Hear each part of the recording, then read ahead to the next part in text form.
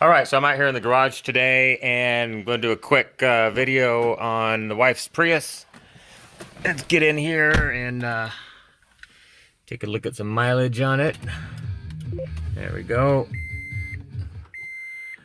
So, let me hit the trip. Right now it's got just over 75K. So I'm going to do a flush and refill on the transmission today. So I can get over here. I happen to have some Toyota WS ATF. From what I understand, this vehicle takes 3.6 quarts. So I got 4 quarts of it. So let's get the vehicle jacked up in the air and secured, and we'll go from there. Okay, so I got the vehicle up in the air on jack stands, and next we're just going to pull out these pins here. Try to get my light focused up there. Pop that baby out. Just as soon as you take it out, you can see it compresses the little flower there. With it in, can't get through the hole. As soon as you pop that baby out, it comes right out. So, I'm going to go ahead and go around, do all these. I believe there are a couple of bolts in here as well. Most likely 10mm head bolts right there. Pull those babies off. Maybe a couple more up front, and lower this whole pan so we can get access to the transmission a little bit easier. All right, so I'm under the vehicle here. Here's the passenger side half shaft, and you'll see just behind it, there's a fill plug. Down on the bottom here, there is the drain plug. Make sure that you have a 10mm hex socket.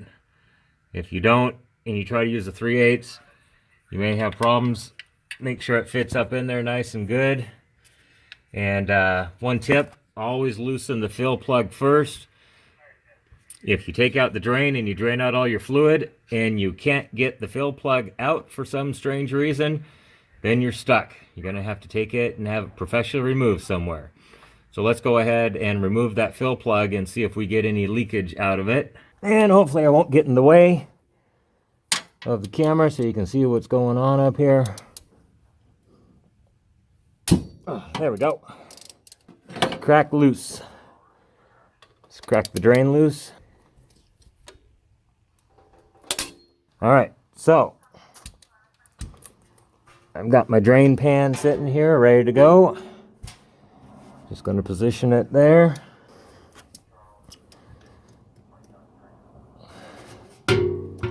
Let's see if we get any fluid out of here. I see fluid. Ooh, it is dark. Hopefully you can see it on the camera. It is dark, dark, dark fluid. Next, we'll go ahead and remove the drain plug. Hopefully you can get it on the camera here. There we go. It's draining out. Oh, and it needed a change bad. Look at that. Look at the color of that. It is nasty stuff. It's supposed to be bright red. Definitely not. Got it all over my hand. You can see what color the fluid is on my hand there. Very, very dark. Okay, so while this is finishing draining, just as a note, there's another drain plug up here. Now you don't want to take that one out because that one is coolant. In there, it's got these two hoses that run up to God knows where, the hybrid unit most likely, and probably into the radiator, some kind of a heat exchanger in there to cool that unit. So I'm going to go ahead and put that bottom plug back in it, and we'll get ready to start putting some fluid in it.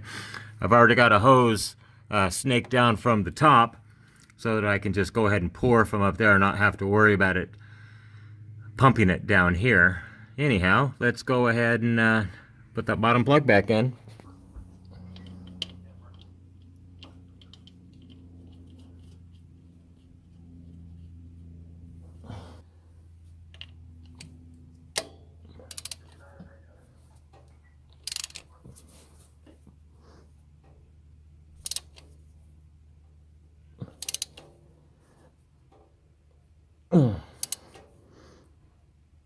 All right, that one's in there. Now let's see if I can get this to snake into here. And hopefully it'll just stay there and not want to flip out. Let's go up top and pour some fluid. So I've still got my drain pan under the transmission just in case. Got my lid off my WS fluid here. So we'll just go ahead and start pouring. And might be able to see it go down the tube. Probably going to be a slow pour. Let's go underneath and look real quick. There it is, going in there, no problem. Don't see any leaks coming off at the moment.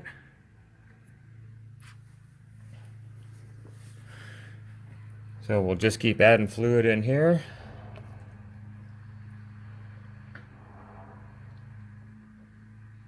It should hold most of a quart. It's a pretty good sized funnel. We'll just let it do its job. After about 3 quarts, I'll go ahead and down there and check and see if we're linking or not. All right, so far I've got 3 quarts in it, and it's not running out yet. It's just seeping off the line. The line actually goes up into it slightly, so I think it's running back on the line on the fill tube here.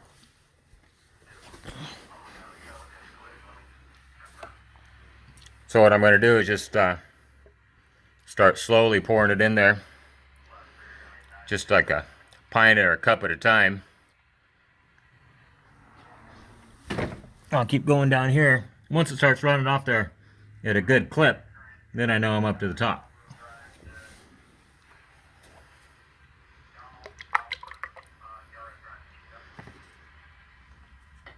Like I said, what I've read states that it takes about 3.6 quarts. I've got just over 3.6 in there, and now you can see it is starting to drip out.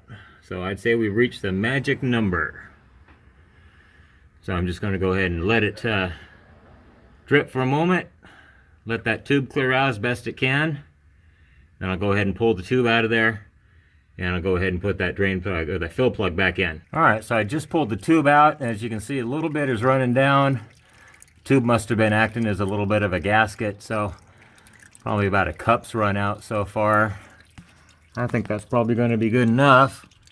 So, if I can finagle my way up under here, I'm going to go ahead and put the plug in it.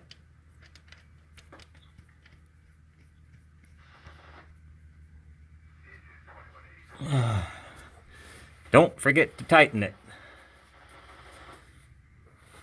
And then just wipe off what ran down a little bit here.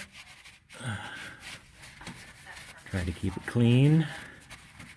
Now, I've not heard of any other substitutions for the transmission fluid in these.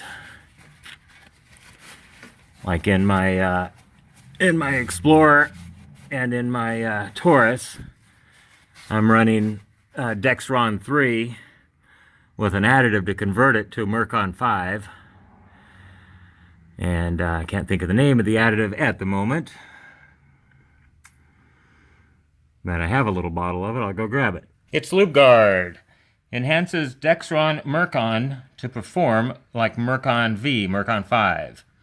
And like I said, I've been running that in my, well, it's a Mercury Mountaineer, but same as a Ford Explorer. I've been running that for a couple years now, and Taurus has probably been in there for 4 years. Never had any problem whatsoever. It's a lot cheaper just to buy the Dexron 3 and use this LubeGuard. It takes about 1 ounce per quart of fluid to convert it. So after I do my flush, I'll put my measure the number of quarts I put in, and then put my LubeGuard in there to change the friction of the transmission fluid to act like Mercon 5. And like I said, never had any problems with it. The clutches are fine. It shifts smoothly. Everything's going along great. Taurus has probably got 50 or 60,000 miles on it. In fact, I've done it twice now on my Taurus. You may have seen the transmission flush on my Windstar van, which I no longer have, and I did actually use Mercon 5 on that one because I had a buddy in an auto parts store and he got it for $2.50 a quart, which is a screaming deal. So I just bought 24 quarts and went ahead and did it that way. Anyhow, let me go ahead and tighten up this drain plug on this Prius, and we'll take it for a test drive. So here's a quick representation of the difference in colors.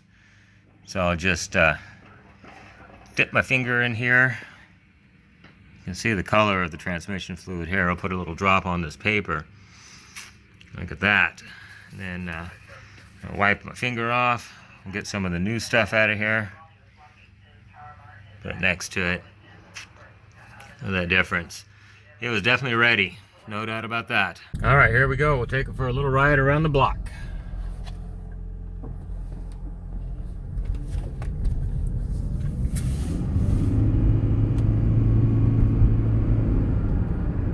Everything seems to be just fine.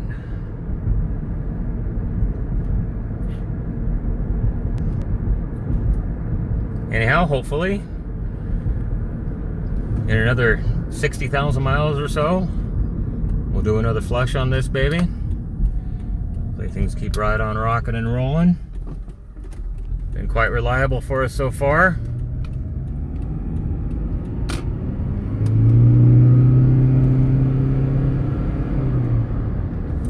Yep, everything's just fine. Thanks for watching. Once again, with your help, we can keep these things out of the landfill and out of the recycle bin, figuratively speaking. Remember, you can follow me on Twitter at NorCal715. Everybody have a wonderful day. Bye-bye.